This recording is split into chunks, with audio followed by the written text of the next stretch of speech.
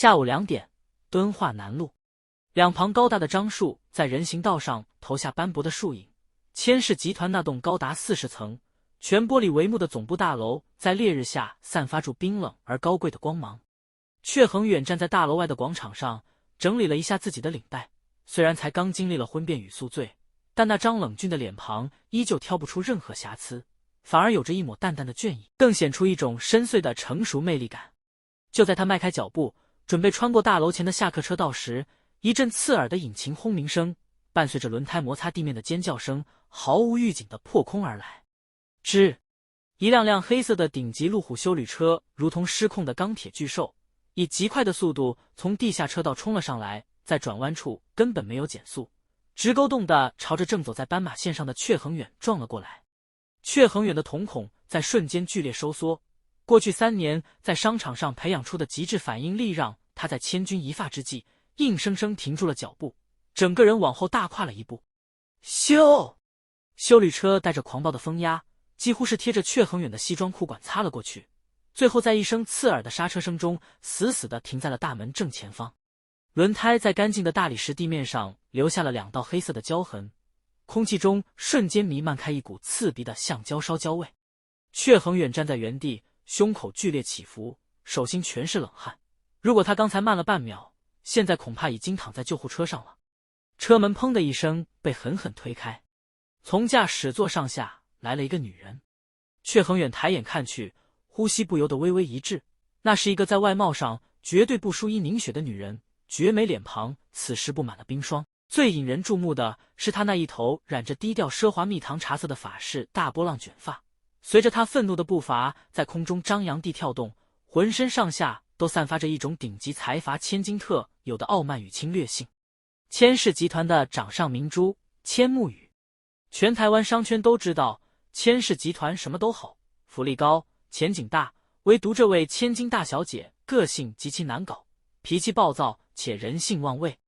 千木羽摘下墨鏡，那雙漂亮卻盛滿怒火的杏眼死死瞪着闕恆遠，開口便是劈頭蓋臉的質問：你走路是不會看路啊？沒看到有車開上來嗎？找死是不是？闕恆遠原本好脾氣的性子，在經歷了早上的離婚雨缸才差點喪命的驚嚇後，此時也壓不住心頭莫名的火氣。他冷冷地看着眼前這個蠻不講理的女人，聲音像是淬了冰：這位小姐，這裡是行人徒步區和下客車道，速限15，你在這裡至少開到時速60以上，差點撞死人，現在還要怪走路的人。你……千木羽顯然沒料到在自家公司大樓前竟然有人敢用這種態度跟他說話。他踩着高跟鞋走到闕恆遠面前，因為身高差距，他不得不微微仰起頭，那頭蜜糖茶色的捲髮幾乎要戳到闕恆遠的胸口。你知不知道我是誰？你敢用這種口氣跟我說話？我管你是誰。闕恆遠冷笑了一聲，連看都不想再看他一眼，直接繞過他，邁步走進了千氏大樓的大廳。你給我站住！你叫什麼名字？千木羽在身後氣得直跺腳，尖銳的聲音在大廳高挑的回廊裡回盪。闕恆遠理都莫理，徑直走向櫃檯辦理面試登記。半個小時後面試進行得很順利，企劃部的主管對闕恆遠過往在大型專案上的敏銳度與條理清晰的回答感到無比震驚，甚至根本不需要多加考慮，就已經在心裡敲定了這個人才。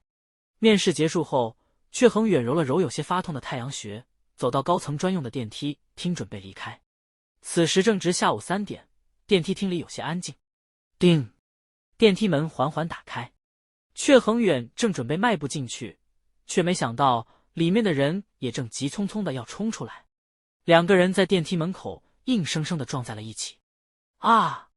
一聲交呼響起，對方穿着高跟鞋，被撞得往後退了2步，手裡拿着的一疊文件瞬間散落一地。闕恆遠站穩身子，低頭一看，眉頭頓時扭成了死結。真冤家路窄，眼前的女人正是半小時前差點開車撞死他的千木羽。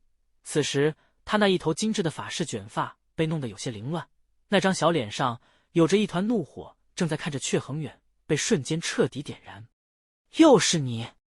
千木羽的聲音高了8度，指着闕恆遠的鼻子，整個人氣得發抖。你是不是故意的？在下面想碰瓷我的車？現在又在電梯門口堵我，你這個人到底有什麼毛病？闕恆遠深吸了一口氣，強壓下想翻白眼的衝動，冷冷地說：“小姐，我正要進去，是你自己冒冒失失的衝出來撞到我。如果你的眼睛不需要，可以捐給有需要的人。”你說什麼？你竟然敢罵我！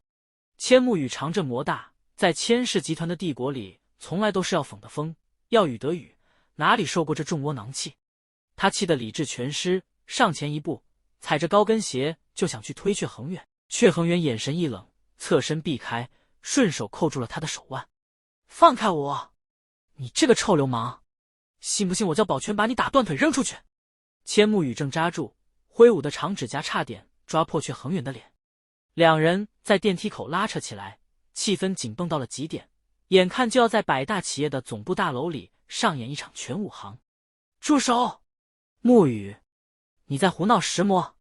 就在這時，一聲威嚴的厲喝從走廊盡頭傳來，一個身穿深灰色高階西裝、氣宇軒昂的中年男子沉着臉走了過來。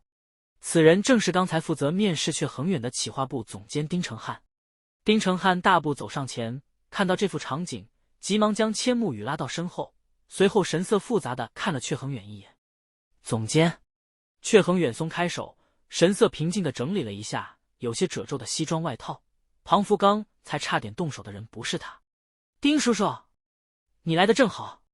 千木羽指着闕恆遠，一臉委屈與憤怒地告狀：這個人在樓下想攔我的車，現在又在電梯口故意撞我，羞辱我。你立刻叫保全把他抓起來，列入公司的黑名單。丁承漢看着自家這位出了名任性的大小姐，有些无奈地嘆了口氣。隨後他轉向闕恆遠，語氣裡帶着一絲歉意與公事公辦的沉問：闕先生，不好意思，這位是我們董事長的千金，千木羽小姐。今天的事情可能有些誤會。聽到面試2個字，千木羽整個人愣了一下，他瞪大了那雙漂亮的杏眼，不可置信地看着闕恆遠：丁叔叔，你說什麼？他是來面試的？是的。丁承漢點了點頭，神色認真。闕恆遠先生剛剛通過了企劃部高級專員的面試，他的履歷和剛才的表現非常優秀，我已經決定錄用他了。千木羽像是聽到了什麼天大的笑話，隨後嘴角勾起一抹極其殘忍且高傲的冷笑。他那頭蜜糖茶色的捲髮隨着他抱胸的動作微微晃動，看着闕恆遠的眼神就像是在看一只落入陷阱的獵物。